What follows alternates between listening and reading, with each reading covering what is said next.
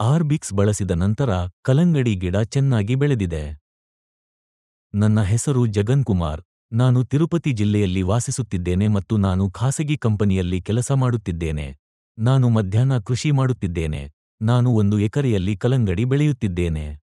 ಇಲ್ಲಿಯವರೆಗೆ ನಾನು ಕೆಮಿಕಲ್ ಮಾತ್ರ ಬಳಸುತ್ತಿದ್ದೇನೆ. ಕೆಮಿಕಲ್ ಬಳಸುವುದರಿಂದ ನನಗೆ ನಿರೀಕ್ಷಿತ ಇಳುವರಿ ಸಿಗಲಿಲ್ಲ.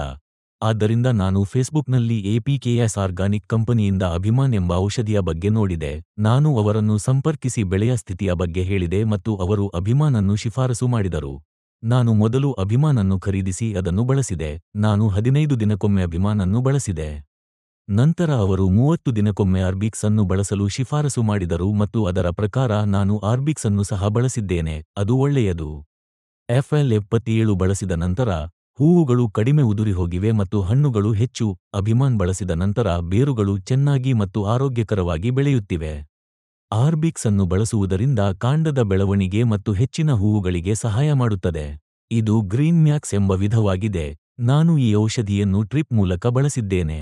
ಮೊದಲ ಅರ್ಧ ಗಂಟೆ ನೀರು ಹಾಕಿದ ನಂತರ ನಾನು ಅದನ್ನು ಅಭಿಮಾನ್ನೊಂದಿಗೆ ಬೆರೆಸುತ್ತೇನೆ. ಫಲಿತಾಂಶ ತುಂಬಾ ಚೆನ್ನಾಗಿದೆ. ಎಲ್ಲರೂ ಇದನ್ನು ಖರೀದಿಸಿ ಇದರ ಲಾಭ ಪಡೆದುಕೊಳ್ಳಬೇಕು.